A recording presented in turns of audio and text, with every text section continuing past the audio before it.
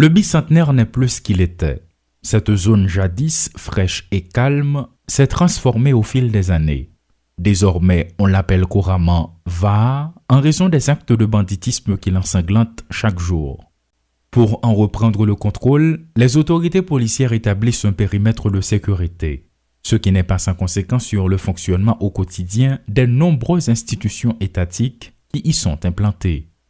La zone paraît déserte, les véhicules ne s'attardent pas, il n'y a plus d'activité commerciale et même les chiens ont semble-t-il pris conscience du risque qu'ils courent, car depuis le début des affrontements, ils se font rares.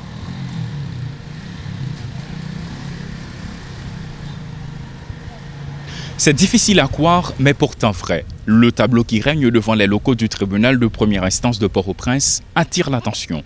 Les petits commerçants, les motocyclistes qui habituellement sont présents, où sont-ils passés? C'est dans ce climat imprévisible et frustrant que le tribunal de première instance de Port-au-Prince fonctionne quotidiennement. Pas plus tard que la semaine écoulée, un substitut du commissaire du gouvernement a été la cible d'individus armés. Ce lundi, c'est tout le système judiciaire haïtien qui est en deuil, affirment les avocats rencontrés au TPI. Nous pas qu'à comprendre un chef de la poursuite pénale, un commissaire, un substitut, en pleine rue, ok, les laisser poli sans que nous pas qu'à connaître pour qui motif. En fait, nous pas qu'à détailler vraiment parce que même famille pas qu'à connaître dans qui occasion qui ça qui cause la mort. Donc nous même nous déplorer ça dans plus haut niveau hein. Problème insécurité, triboye pas boire partout à l'intérieur pays, faut que les prendre de la main. Confrère a exprimer à tous les commissaires du gouvernement et le commissaire en chef paquet à tout, ministre de la justice, sécurité publique et le doyen du tribunal. Faut que nous comprenions et des CPJ aussi pour nous chercher source côté et ça a sorti. Aujourd'hui, c'est un substitut et demain, qui sera la prochaine victime? C'est l'état d'esprit dans lequel se trouvent les hommes de loi interrogés. Si ce meurtre a eu lieu en pleine rue, qu'est-ce qui empêche les individus armés de venir perpétrer leur prochain forfait dans l'enceinte même du tribunal? Ces jeunes avocats se montrent inquiets. Si un commissaire du gouvernement est capable de mourir dans l'état ça, je ne sais pas mais ça faire. Que nous-mêmes nous sentons que nous-mêmes, en qualité d'avocat, nous pas assurés. Si un commissaire du gouvernement qui est chef poursuite dans la société, qui est garant la société, c'est la mourir dans l'état ça, bon, c'est nous-mêmes. C'est qui côté nous aller. Parce que nous pas arrêter à regarder la situation ça, qu'à déplorer.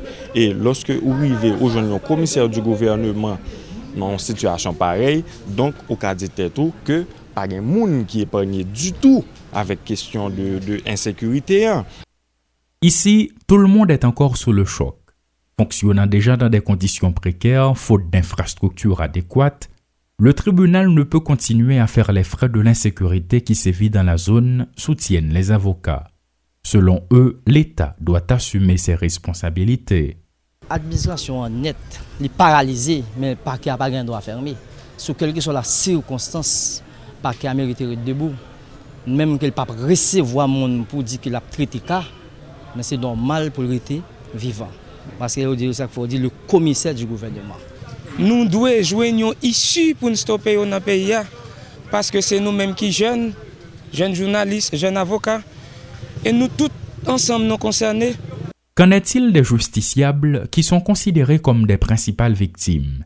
D'abord de l'insécurité, ensuite de la grève des magistrats lancée il y a bientôt 3 semaines. Au tribunal, plus rien ne fonctionne et au parquet, seule une cellule d'urgence est mise en place.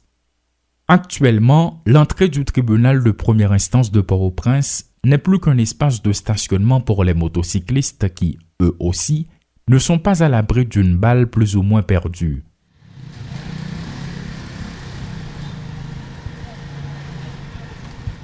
Le tribunal de première instance de Port-au-Prince était déjà en grève. Et la mort du substitut du commissaire du gouvernement, c'est de l'huile qui vient s'ajouter sur le feu d'après de nombreux interrogés.